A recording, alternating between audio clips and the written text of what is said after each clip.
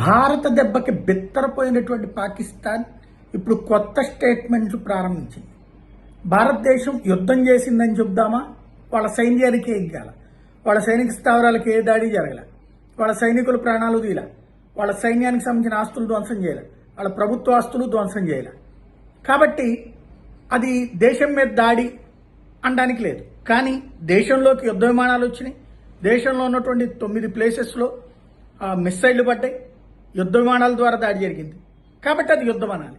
కానీ ఎక్కడ దాడి చేసింది అంటే ఉగ్రవాద స్థావరాల మీద దాడి చేసింది. అది లష్కరే తోయిబా, జైషే మహమ్మద్కి సంబంధించినటువంటి ప్రధాన స్థావరాలతో పాటుగా వాళ్ళ అనుబంధ స్థావరాల మీదనే దాడి చేసింది. అది ప్రపంచానికి తెలుసు.